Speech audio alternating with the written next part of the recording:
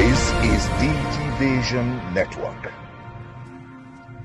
Hello there, it's good to be here again. This is DG Vision Network with Bayero, the leading ICT, business, lifestyle, and innovation show on the continent. I am Gideon Tobilaba, and I have here with me Prince Lee Momodu. It's good to be here again. Yeah, really good. So Prince Lee, can you quickly tell our lovely viewers what we have in store for them for today? Oh yes. On this edition, we have an exclusive from the National Information Technology Merit Award 2021 by the Deputy Governor of Lagos State, Obafemi Hamzat, and our very own Bayero Agabi. We awarded fellows of the Nigerian Computer Society. Also, we have more from GSM at 20. Plus, an exclusive interview with the young and versatile Tomiwa Ladekomo, a digital entrepreneur, who will share with us how a business can survive in Nigeria's business environment. Well, we have that and a whole lot of more. But first off, let's catch up with trending issues and development that made news during the week. The Director General of the National Identity Management Agency, Aliyu Aziz, has disclosed that over 67 million Nigerians have been enrolled into its national identity database. He also projected over 200 million enrollments in the national identity database. He disclosed this while giving his remarks at the Korea International Cooperation Agency Cameroon team visitation of the e-government training center in Abuja on Thursday. According to the NIMC boss, the plan is to ensure that all Nigerians have a digital identity everywhere they go.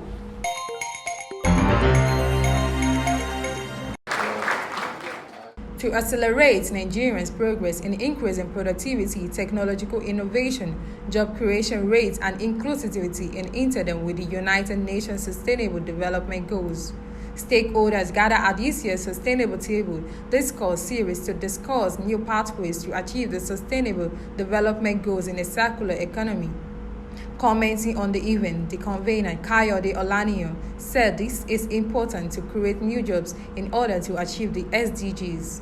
Basically, looking around us, when we talk about climate change, we talk about environmental issues and sustainability, it's often difficult to reach people when they're out of jobs, when they don't have work and they're hungry.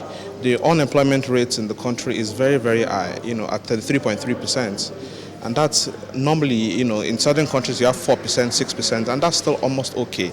But 33.3%, you can't talk about sustainability without talking about creating new jobs. So it's time for us to look at ways to achieve the SDGs by creating new jobs, by leveraging these SDGs to create new jobs and put people, in sustainable work. Speaking on the role of the government, Professor Amdalat Bolanle Olaniyan, the wife of the state deputy governor, said the government needs to create policies and put regulation in place. Definitely, government has a lot to do. At the same time, individuals are trying their best, but we still need the support of government because most of the time we cannot do it alone. Regulations have to put in place, individuals cannot do it. Policies have to make, individuals cannot do it. So they have a lot to do in terms of supporting. We are talking of great high rates of unemployment. Youth are really trying their best, but the environment is not really conducive for most of these things. This is DG Vision Network with Bayero Agabi. One of the ways to stay informed is to subscribe to our YouTube channel at www.youtube.com/DG Vision Network for news, views, trending issues in ICT, business, lifestyle, and innovation. And don't forget to follow us on all our social media handles displayed on your screen as prizes are available to win. So over 67 million people have. Do you think the government will be able to achieve, or NIMS itself will be able to achieve over 67 million people who have gotten their NIN without the threats, or should I call it in quotes threats, for people to connect to their SIMs or get disconnected? Without that, do you think we'll have gotten this Over number? time, Nigerians have become so stubborn that everything the government wants to give you, things that are good for you, they have to force you to use it. If they give you pedestrian bridge, they'll force you to use it. If they give you anything, they have to force you to even use seat belt that is good for you. That's true. So now this name is good for your identification, but they have to force you to do it. So overall, kudos Yeah, could have 67 million. That's Ejina Aliyu Aziz and Yes. his team for a very good job so far. And I really urge Nigerians to go very do important. this. Get your NIN if you haven't done yours. Get It's it. important. It's Yes. free. I did mine free. I was surprised. It's free, yeah. In Yeah. most places, it's still free. I don't know. There are reports here and there that some other things are happening, but according to NIMC, Yes, to do your national identification number registration is it's free. free. And It's it's free. very fast. And it's a very fast process. Very fast process. Safe. All right. The Nigerian Computer Society last week had the yearly National Information Technology Merit Awards, and the event was well attended. Oh, who was your biggest surprise? Who were you surprised to see there at the event? Yeah, not just a person, because at that event we see an array of professionals, of stakeholders, and people that have made mark in this ecosystem for many years. Someone like the deputy governor, I was surprised that he was there in person. Actually, I was seeing him for the first time. Oh. Then I hadn't seen him in person. Yeah, that it was very impressive, and also the chief himself, Leo Stan. Oh yeah. I would say he stole the night. Yes. He stole the night. He won the heart of everyone. A very, very intelligent man, I must say. Yes, I really hope that people can really learn from this. Yes. What the Nigerian Computer Society is trying to do, bringing people from far and near, from different parts of the country. And also at the event, let's not forget the award of fellowship to our very own Bayero Agabi. Yes, Bayero. And also to the deputy governor himself. Yes. So they are now fellows of the Nigerian Computer Society. That's the largest ICT society in Africa. Yes. And you must give it to the president, you must give it to his team for a good job that they're doing. Yes. Bringing people from Nasarawa, bringing professionals from Enugu and everywhere.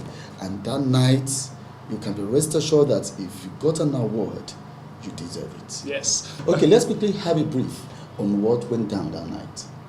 This young man will surely provide a strong invitation of our community to celebrating talent and highlighting creativity, excellence, vision, and dedication of individuals, organizations within the IT industry and community.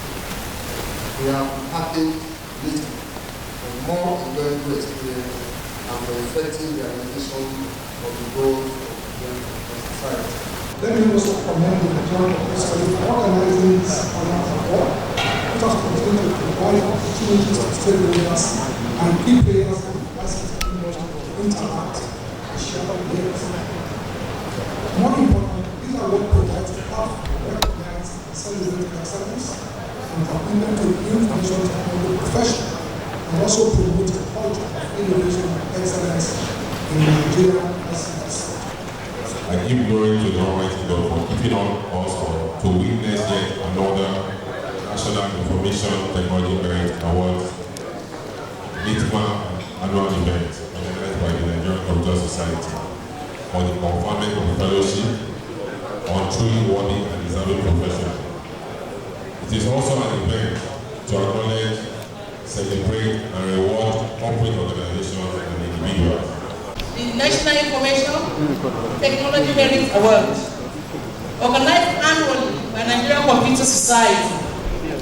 NITMA is the most important, prestigious IT award ceremony in our technology community in this nation, as it is a platform for celebrating the best among the players in the industry.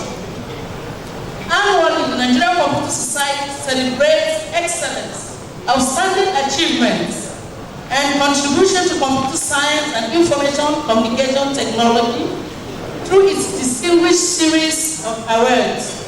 This is DG Vision Network.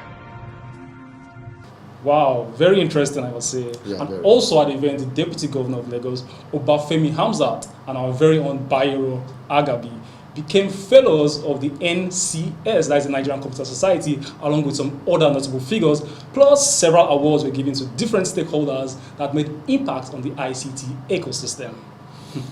The awards was really that night I learned a lot from NCS pattern. If you won an award, you deserve it because it's voted. Of course. It's by votes. There's no shady business. No. Even the society does not even know the winners of the awards until it was announced. Which is what most people should imitate. This was what people should. Most societies, more because many awards these days are losing their integrity. But once you are awarded by the NCS, you know that you truly deserve that award. Yes, absolutely. And also the launching of the Innovation Development Fund. That's 50 million is a lot of money. And I was trying to pronounce it. I was trying to call it. It's really impressive from the chief himself, yes. That was 50 million to support innovation. If I were to give you 50 million now, what will you do with it? Please don't put me on the spot. All right, but it's a lot of money. And according to the president, a lot of accountability will go into this, and to ensure that the purpose of this fund is not defeated. Put to use, yes, in any way. Okay, so these are the feedbacks from the awards. The IT personality of the year is the Vice Chancellor of the University.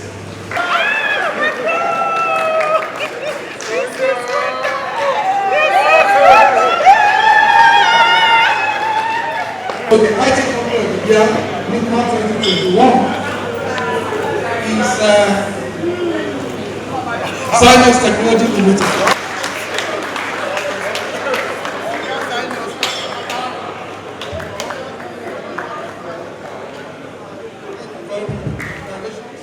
There's nothing else for me to do in the world than what I'm doing. And a lot of work starting computer science, but I was discouraged from finishing the course at postgraduate level, and they said Africa would not see computer in 30 years. The chancellor of the university was right, but I decided to come back. After doing other courses at postgraduate level, I decided to come back to the profession. So I thank God that I'm still here. Though struggling for many years, 34, 35 years, in the same business, but I appreciate all of us because we are building a knowledge kingdom in Africa. The digital governor of the year 2021 is the executive governor of Nasarawa State. Nothing less, lead me to my destiny. I have waited patiently. On behalf of Nasarawa State Governor and the people of Nasarawa State, we are delighted to get this award.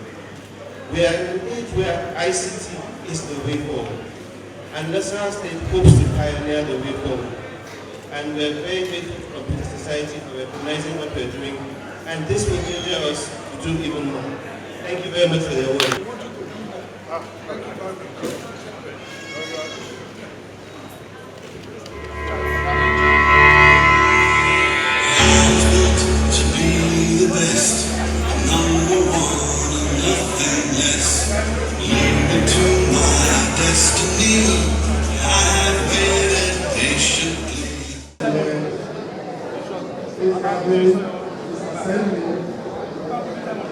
They are open for funding on professional and honorary fellowship of the Computer Society.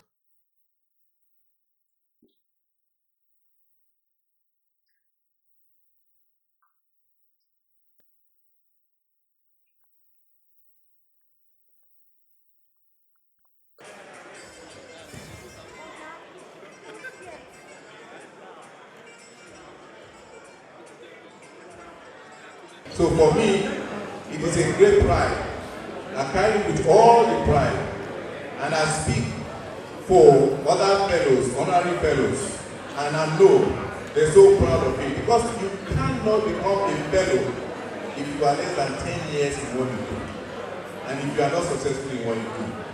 So I thank all of you, and I thank the College of Fellows, and I thank the founders and those who build the bridge. Hello, I am Bayero Agabi, welcoming you to this new ride, a digital ride that takes you into the lifestyle experience of innovation, tech impact, and new business frontiers. This is DG Vision Network. On a weekly basis, we keep you well informed of developments and trends. Now the tech ecosystem is impacting politics, business, public and private enterprise management, plus how the new digital life can transform your business. I am Bayero Agabi. Join us. Still to come is a special look on GSM at 20, an event put together by DigiVision Network in partnership with Atcon and Alton. It was held in Abuja last week to celebrate 20 years of digital revolution in Nigeria, plus an exclusive interview with Tomiwa Aladekomo, a digital entrepreneur. We will be right back. 1, 2, 3, sing.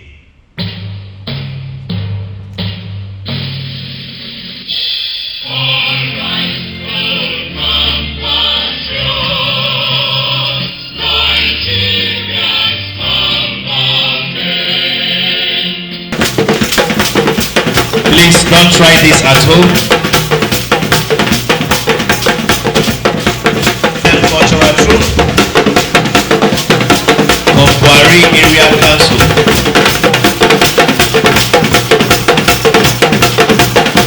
Not necessarily come to talk together like this. Maybe virtual reality will take precedence. Maybe other emerging technologies will also take advantage of the GSM technology. And moving on, our activities, our functions, our processes, and everything that we are doing may also be powered by the same technology. So I join on behalf of my DG. I want to say congratulations for every one of us for all that you have enjoyed, and I wish everyone that is seated here today a fruitful celebration. DigiVision has been a partner of NIMC. They have provided support to us, especially for our corporate communications department in training and also in sourcing digital equipment for the functional operation of the department.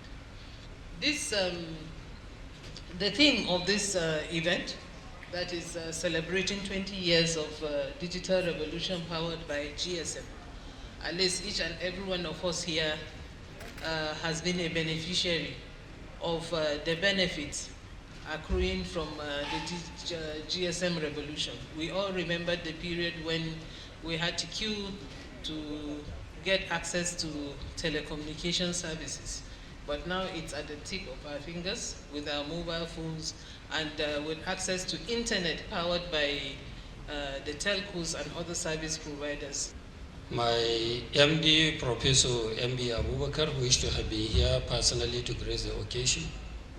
But however, due to exigencies of the service, who happens to be outside the country for another official engagement, he directed that I represent him in the occasion. On his behalf, I wish the organizers a successful deliberation and more successes as you intend to undertake more and more of these occasions. Mr. Tony, 20 years of GSM in Nigeria. What can you say? How has the journey been so far? Today you can almost get it for free. And once upon a time there were so many phone manufacturers, Sagem, Motorola, Alcatel, some who have phased out. And we do not even know where they are today. It seems like the major players only that we have today are the iPhones, the Samsungs, Nokia, it's coming back, Techno, Infinix. So there's been a significant transformation. The journey so far has actually been worthwhile in the sense it has created a lot of room for flexibility and automation. And we all can agree to the fact that with the advent of the COVID-19 in 2020, a lot of services automatically just have to find a way to move into automation. Businesses here and there started moving to the internet, and activities drastically went into the internet. And when it started from looking at 20 years back, talking about GSM, GSM we had then was in relation to more of communication and SMS basically. But today we have audio visuals, we have WhatsApp, we have all manner of technology. So there's a huge difference between this time lap, and a lot of things have actually come into this space, and not just for individuals now. What came to my mind was a study we did in 2005 to assess the impact of GSM in Nigeria. Very interesting study, which was done by the Federal Ministry of Science and Tech through the agency, the National Center for Technology Management. And I did remember that we'll try to work with NCC to get the study done for Nigeria under the request of President Obasanjo at that time. And I want to believe that of our lives.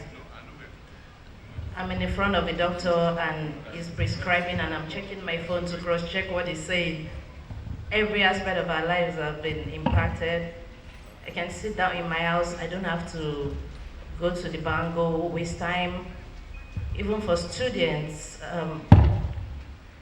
now people take lectures without stepping out of their houses. And trust me, the impact is enormous. I'll give you this. There was a time without the telephone. Your mind, just picture it. How were you able to survive? There was a time without the television. You really think about it. That time we used to sit around one television in a village to watch a black and white television. How did you survive? There was even a time without the radio. How did you survive? Take a look at it. And now bring it forward to where we are right now. And that is where you begin to appreciate that there's been a tremendous progress and movement and transformation in the industry, in our life personally, industry-wise, and in the government. When I look at myself, and I see myself as a Nigerian, what always comes to my mind is how best can I position Nigerians for opportunities. So when we talk of 20 years of digital revolutions, yes, digitally we have evolved, but we still have so many hurdles to cross. In area of education, without missing words, sincerely speaking, perhaps we are starting. When you look at the situations around the world as we speak, you see opportunities all over everywhere. And why is it that as a nation we still have our vibrant youth? Our vibrant youth still, walking the streets without future. This is DG Vision Network. Starting and growing a business in Nigeria can be very challenging. The Nigeria business environment is peculiar to Nigeria. I'm telling you. What will be taught in Harvard may not be directly applicable to Nigeria's business environment. So you have to be careful. Exactly, and if you survive growing a business in Nigeria, I bet you can survive anywhere. Because in Nigeria, it's like you are swimming against the tide. Against it. You have different forces. There are so many obstacles. Oh, man, it's not so easy. when you succeed there, no, you have a certification that anywhere you go, you make it. That is very So our reporter Mojisola Alabi sat down with Tomiwa Aladekomo, a digital entrepreneur, on how to grow a successful business in Nigeria's peculiar environment. Enjoy this conversation. Hello viewers, thank you for being part of the show today. My name is Mojisola Alabi, and joining us today is Tomiwa Aladekomo, from CEO of Big Cabal Media, which is the parent company for Tech Cabal and Zikoku. Thank you very much. Now let's get down to business. How would you rate the Nigerian business environment in this current spell? So Nigeria is a tough place to do business. It's a really hard place to do business. There are a range of challenges that face every business, and that makes survival difficult, much less thriving. And so I think between sort of the infrastructure challenges of the country, taxes, government action, there are a range of things that make it quite a difficult place to do business. It could be easier. Great. Economics believe that SMEs are the core backbone of most economies in the world.